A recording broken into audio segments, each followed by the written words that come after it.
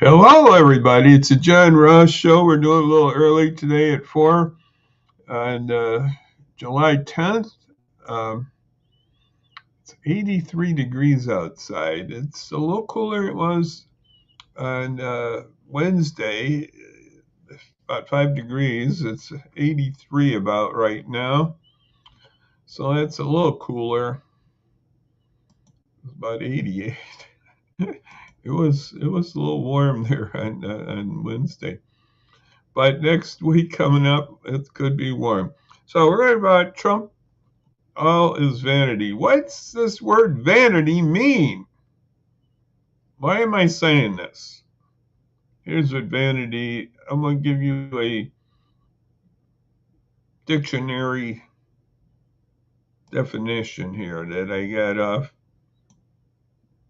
No, wrong one here. Wrong. This is what we want. Here's the definition of vanity. It's a primarily refers to excessive pride or admiration of one's own appearance, abilities, or achievements that is characterized by an inflated sense of self importance and a preoccupation with how one is perceived by others. So that's our definition of vanity, and I'm going to get that back up about Trump here. Trump is all talking, is all vanity. This is the story today. All Trump is all vanity. And where do I get that from? That's an interesting thought. Where do we get this from?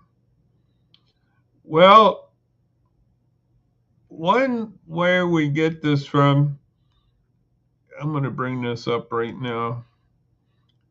This is, I'm going to, okay, I'm going to change this just here a minute.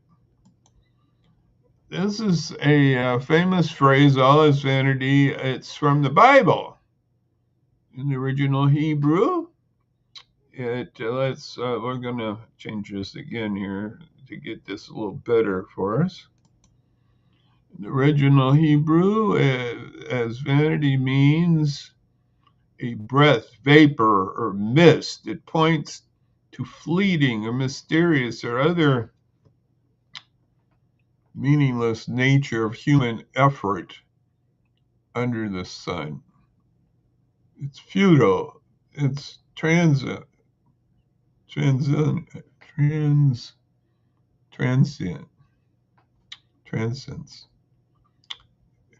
Search of a meaning.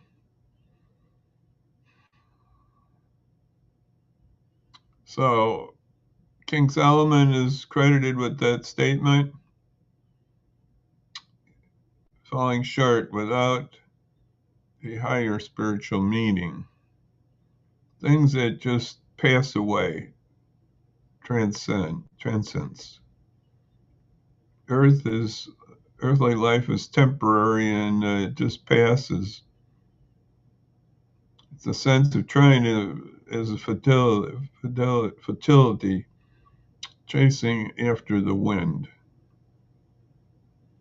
So that's some of the definitions, some of the thoughts on all is vanity, and that's what I think Trump is doing here with with his projects. Okay, what do we have for Trump projects? Well, you know some of those. The ballroom, Independence Arch, Lincoln Memorial reflecting pool that they're draining right now. That's cost $14 million or more. The East Wind Ballroom, oh geez, that's way up there. $500,000 or more. It's getting up there. And the National Garden of American Heroes, the Eisenhower office. golf course things. In the Kennedy Center, which he's still covering up, that they haven't taken down yet. Okay, those are some of the things. But the latest thing is what more people are talking about is the presidential plane. Now, I'm not sure if this is the plane that he took to Turkey or taking back from Turkey. Makes a difference. He took a Qatar plane. Qatar is a country that donated a plane to Trump, and they had to retrofix it. And this is going to cost big dollars, and is it safe? Trump doesn't care because he likes the luxury of this Qatar plane. Let me bring a little up on that. I want to bring this down. We'll bring this back up here. Here's a little about that plane. An overview of this Boeing plane. It's a gift, and it's a 747. It's being retrofitted, and it's going to be used in between till we get some new planes coming, I believe, from Boeing. And on the trip, he took it to the meeting in Turkey, but the Secret Service persuaded him to take an older Air Force plane back. That's the story. And that plane is going to cost maybe up to $1 billion to fix it. We're still waiting for some other new ones. And they got to have security. They have anti-missile things, and what else they got? They might have missiles also. I forgot. Anyway, it's very defensive. It's also against radioactivity in a nuclear storm. And it's like a flying fortress, and they have emergency operating room even in it.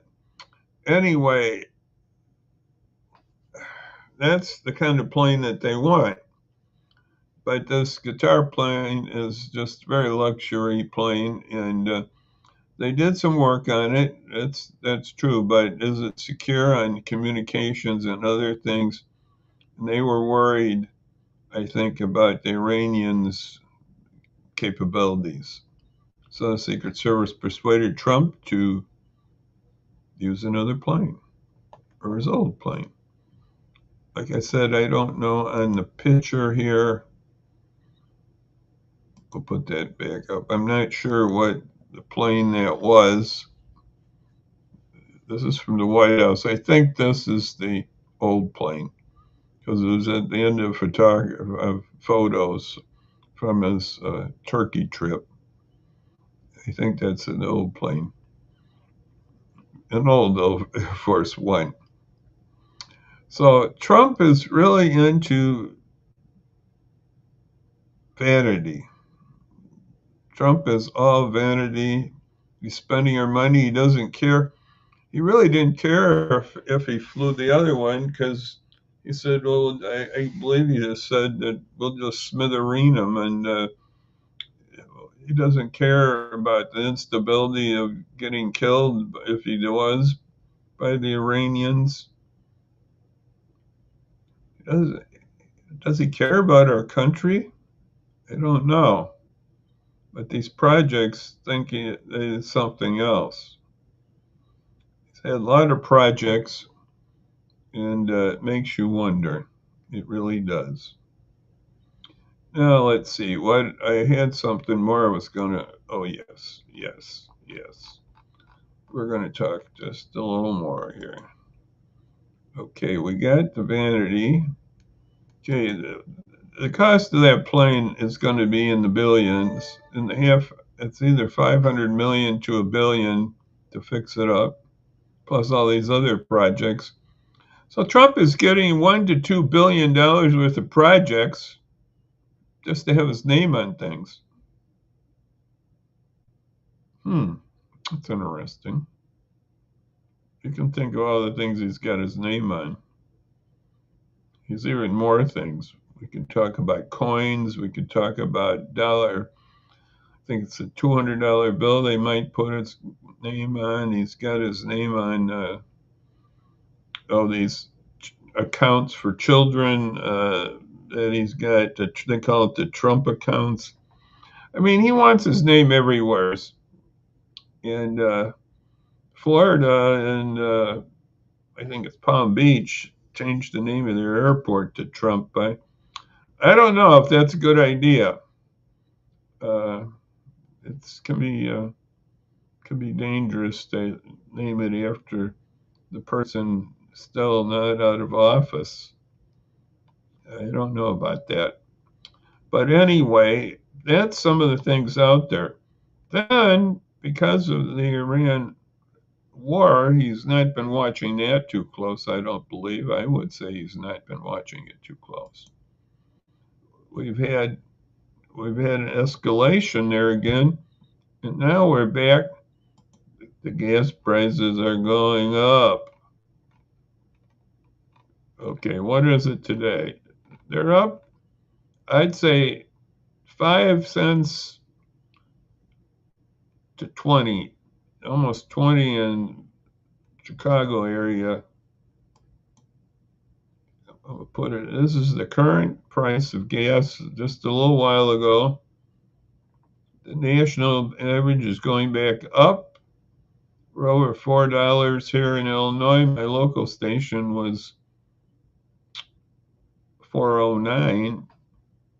I'm going to bring that up, my local station. Anyway, my local station was 409 on the gas. I know you've seen different things on that, but it's coming back up now. And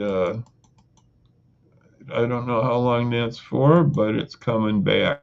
So that's the story on that front. And it's not at 499 as the sign says here, but it's back up. So I just thank you for coming by with me today. And then we'll see you then on Monday. We'll try to pull some things together. And let's pray that this war would be over. And I don't know how that's going to happen. It's going to be a tough one to get over. And it's going to be a tough one. And both sides are going to have to do some agreement here on that. We don't need more death, and we need more peacemakers out there. And that's what we need, more peacemakers. So we'll see you then all on Monday, Lord willing. So for right now, I'm just going to give a bye-bye. Oh, and for those soccer fans, I think Spain won that game 2-1. I just got over a while ago. So that was exciting. World Cup things are exciting. So that's this weekend. So watch those games. So we'll see you then on Monday, Lord willing. And we're going to have to keep praying for peace and more love in our country for our neighbors, for those who are marginalized. We got to pray for more love. So thank you for being with me today, and I'll say bye-bye, and Lord willing, we'll see you then on Monday. Bye-bye now. Bye-bye.